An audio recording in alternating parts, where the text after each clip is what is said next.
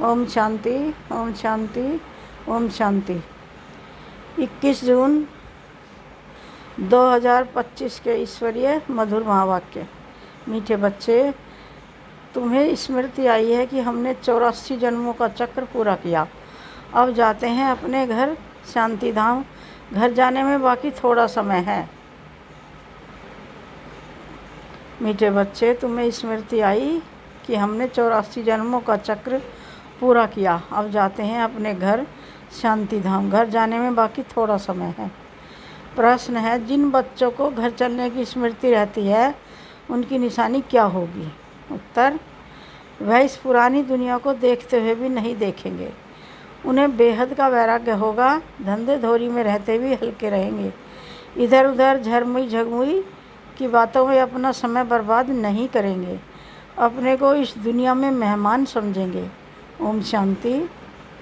सिर्फ तुम संगम योगी ब्राह्मण बच्चे ही जानते हो कि हम थोड़े समय के लिए इस पुरानी दुनिया के मेहमान हैं। तुम्हारा सच्चा घर है शांति धाम। उनको ही मनुष्य बहुत याद करते हैं। मन को शांति मिले, परंतु मन क्या है, शांति क्या है, हमको मिलेगी कहाँ से, कुछ भी समझते नहीं हैं। तुम जानते हो अभी अपने घर जाने के लिए बाकी थोड़ा समय है। सारी दुनिया के मनुष्य मात्र नंबरवार वहाँ जाएंगे। वह है शांति धाम और यह दुख धाम। यह याद करना तो सहज है ना। कोई भी बूढ़े हो व जवान हो, यह तो याद कर सकते हो ना। इनमें सारे सृष्टि का ज्ञान आ जाता है। सारी डिटेल बुद्धि में आ जाती है। अभी तुम संगम युग पर बैठे हो, यह बुद्धि में रहता है हम जा रहे हैं शांति धाम। ड्रामा प्लान अनुसार यह बुद्धि में रहने से तुमको खुशी होगी, स्मृति रहेगी। हमको अपने 84 जन्मों की स्मृति आई है। वह भक्ति मार्ग अलग है, यह है ज्ञान मार्ग की बातें। बाप समझा रहे हैं मीठे बच्चे। अब अपना घर याद आता है? कितना सुनते रहते हो, इतनी ढेर बातें सुनते हो। एक यही है कि अभी हम शांति धाम जाएंगे, फिर सुख धाम आएंगे। बाप आया ही है पावन बनाने, पावन दुनिया में ले जाने के लिए। सुख धाम में भी आत्माएं सुख और शांति में रहती हैं। शांति धाम में तो सिर्फ शांति है। यहाँ तो बहुत हंगामा है ना। यहाँ मधुबन से तुम जाएंगे अपने घर में तो बुद्धि झरमुई झगमुई अपने धंधे आदि तरफ चली जाएगी। यहाँ तो वह झंझट नहीं रहती। तुम जानते हो हम आत्माएं हैं ही शांति धाम की निवासी। यहाँ हम पाठधारी बने हैं और कोई को यह पता नहीं है कि हम पाठधारी कैसे हैं। तुम बच्चों को ही बाप आकर पढ़ाते हैं। कोटों में कोई पढ़ते हैं, सब तो नहीं पढ़ेंगे। तुम अभी कितने समझदार बनते हो। पहले बेसमझ थे, अभी तो देखो लड़ाई झगड़ा आदि कितना है। इनको क्या कहेंगे? हम आपस में भाई भाई हैं, वो भूल गए हैं। भाई भाई कभी खून करते हैं क्या? हाँ, खून करते भी हैं तो सिर्फ मिल्कियत के लिए। अभी तुम जानते हो हम सब एक बाप के बच्चे भाई भाई हैं। तुम प्रैक्टिकल में समझते हो हम आत्माओं का बाबा आकर पढ़ाते हैं। 5000 वर्ष पहले मुआफिक हमको पढ़ाते हैं, क्योंकि वह ज्ञान का सागर है। इस पढ़ाई को और कोई भी नहीं जानते। यह भी तुम बच्चे जानते हो। बाप ही स्वर्ग का रचयिता है, सृष्टि को रचने वाला नहीं कहेंगे। सृष्टि तो अनादि है ही, स्वर्ग को रचने वाला कहेंगे। वहाँ और कोई खंड नहीं था, यहाँ तो बहुत खंड है। कोई समय था जबकि एक ही धर्म था, एक ही खंड था। पीछे फिर वैरायटी धर्म आए हैं। अभी बुद्धि में बैठता है कि वैरायटी धर्म कैसे आते हैं। पहला आदि सनातन देवी देवता धर्म है। सनातन धर्म भी यहाँ कहते हैं, परंतु अब तो कुछ समझते नहीं। तुम सब आदि सनातन देवी देवता धर्म के हो, सिर्फ पतित बन गए हो। सतो प्रधान से सतो रजो तमो होते गए हो। तुम समझते हो आदि सनातन देवी देवता धर्म के हैं। हम बहुत पवित्र थे, अभी पतित बने हैं। तुमने बाप से वर्षा लिया था पवित्र दुनिया के मालिक बनने का। समझते हो हम पहले पहले पवित्र गृहस्थ धर्म के थे। अभी ड्रामा के प्लान अनुसार रावण राज्य में हम पतित प्रवृत्ति मार्ग के बन गए हैं। तुम ही पुकारते हो, हे पतित पावन, हमको सुख धाम में ले चलो, ले जाओ। कल की बात है, कल तुम पवित्र थे, आज अपवित्र बन पुकारते हो। आत्मा पतित हो गई है, आत्मा पुकारती है, बाबा आकर हमको फिर से पावन बनाओ। बाप कहते हैं, अभी यह अंतिम जन्म पवित्र बनो, फिर तुम 21 जन्म के लिए बहुत सुखी हो जाएंगे। बाबा तो बहुत अच्छी बातें सुनाते हैं, बुरी चीज़ छुड़ाते हैं। तुम देवता थे ना, अब फिर बनना है, पवित्र बनो। कितना सहज है, कमाई बहुत भारी है। तुम बच्चों की बुद्धि में है, शिव बाबा आया है, हर 5000 वर्ष बाद आते हैं।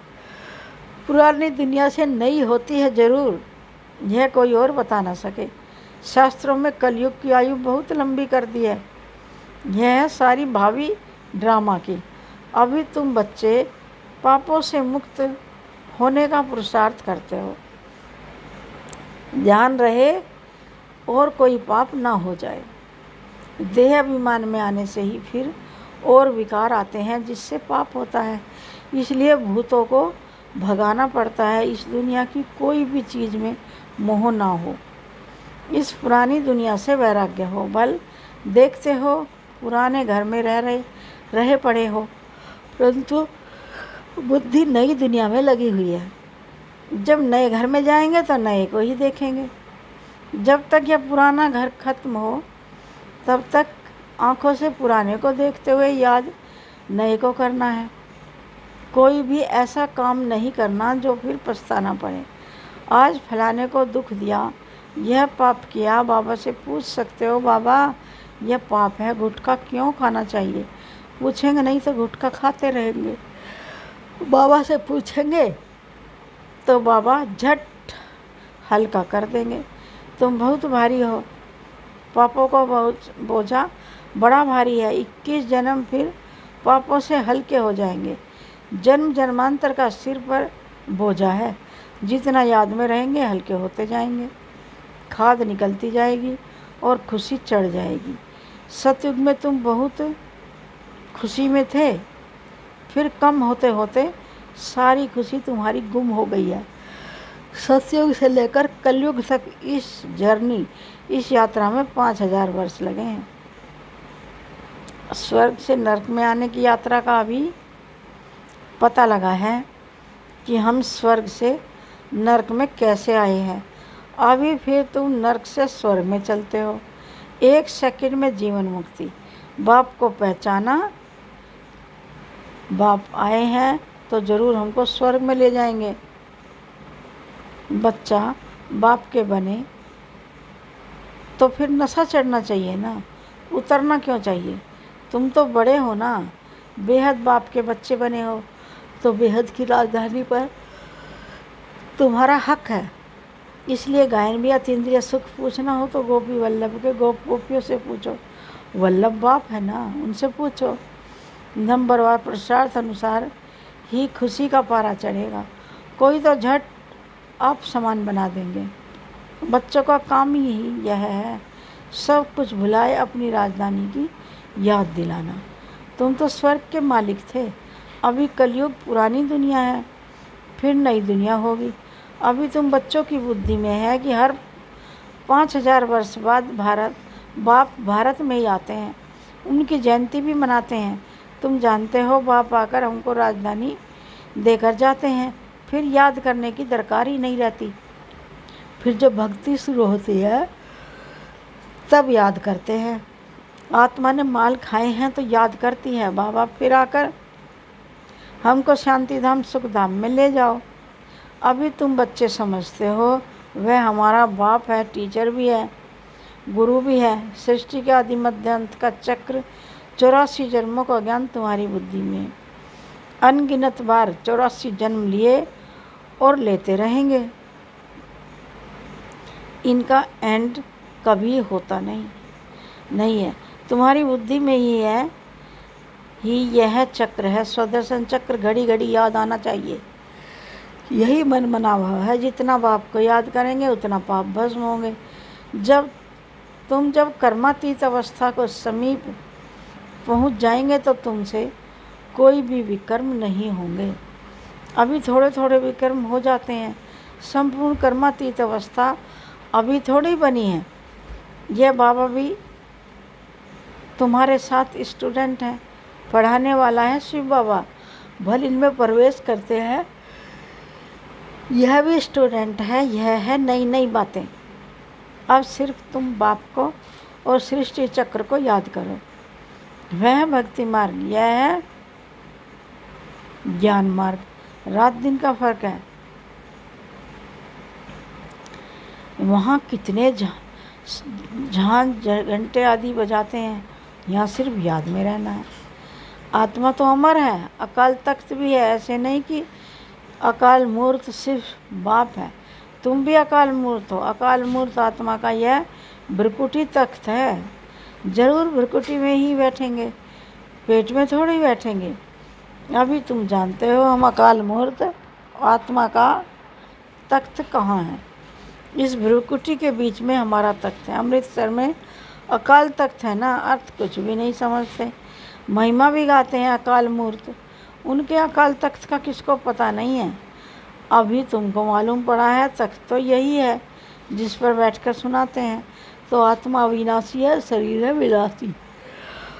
आत्मा का यह अकाल तख्त है, सदैव यह अकाल तख्त रहता है। यह तुम समझते हो।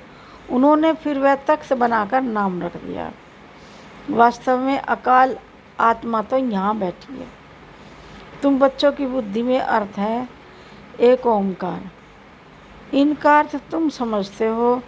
मनुष्य मंदिरों में जाकर कहते हैं अच्युतम केशवम, अर्थ कुछ नहीं।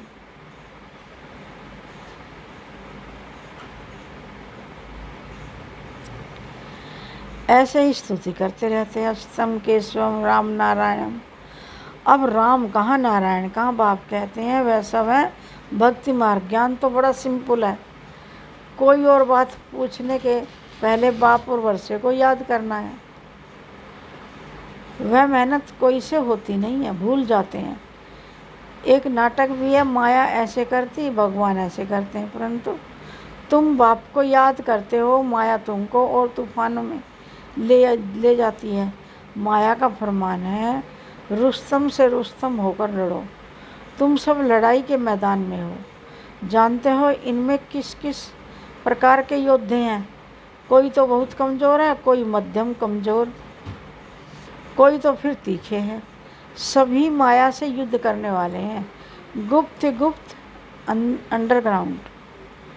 वे भी अंडरग्राउंड बॉम्ब्स की ट्रायल करते हैं। यह भी तुम बच्चे जानते हो। अपनी मौत के लिए सब कुछ कर रहे हैं। तुम बिल्कुल शांति में बैठे हो। उनका है साइंस बल। कुदरती आपदाएं भी बहुत हैं, उनमें तो कोई का वश चल न सके। अभी झूठी बरसात के लिए भी कोशिश करते हैं। झूठी बरसात पड़े तो फिर अनाज जास्ती हो। तुम बच्चे तो जानते हो कितनी भी बरसात पड़े फिर भी नेचुरल कैलेमिटी ज़रूर होनी है। मूसलाधार बरसात पड़ेगी फिर क्या कर सकेंगे। इनको कहा जाता है नेचुरल कैलेमिटीज़। सतयुग में ये होती नहीं, यहाँ होती है, जो फिर विनाश में मदद करती है। तुम्हारी बुद्धि में है हम जब सतयुग में होंगे तो जमुना के कंठे पर सोने के महल होंगे। हम बहुत वहाँ थोड़े वहाँ के रहने वाले होंगे। कल्प कल्प ऐसे होता रहता है। पहले थोड़े होते हैं फिर झाड़ बढ़ता है। वहाँ कोई भी गंदगी की चीज़ होती ही नहीं। यहाँ तो देखो चिड़िया भी गंद करती रहती है, वहाँ गंदगी की बात नहीं। उनको कहा जाता है हेवन। अभी तुम समझते हो हम या देवता बनते हैं तो अंदर में कितनी खुशी होनी चाहिए। माया रूपी जिन से बचने के लिए बाप कहते हैं तुम बच्चे इस रूहानी धंधे में लग जाओ। मन मना भाव, बस इसमें ही जिन बन जाओ।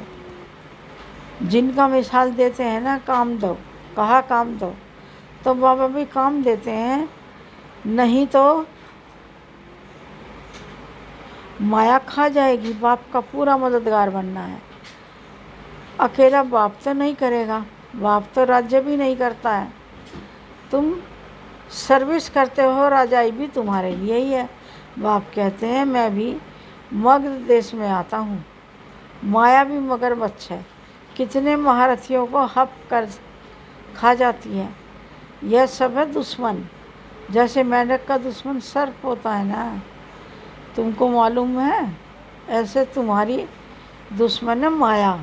अच्छा, मीठे मीठे सिकीर दे बच्चों प्रति माता पिता बाप दादा का याद प्यार और गुड मॉर्निंग। रूहानी बाप की रूहानी बच्चों को नमस्ते। हम रूहानी बच्चों की रूहानी बाप दादा को याद प्यार गुड मॉर्निंग और नमस्ते नमस्ते नमस्ते। धारणा के लिए मुख्य सार फर्स्ट पॉइंट है, स्वयं को पापों से मुक्त करने का पुरुषार्थ करना है। देह अभिमान में कभी नहीं आना है। इस दुनिया की कोई भी चीज़ में मोह नहीं रखना है। सेकंड पॉइंट है, माया रूपी जिन से बचने के लिए बुद्धि को रूहानी धंधे में बिजी रखना है। बाप का पूरा पूरा मददगार बनना है। प्यारे बाबा का वरदान है, सर्व खजानों को समय पर यूज कर निरंतर खुशी का अनुभव करने वाले खुश नसीब आत्मा भाव।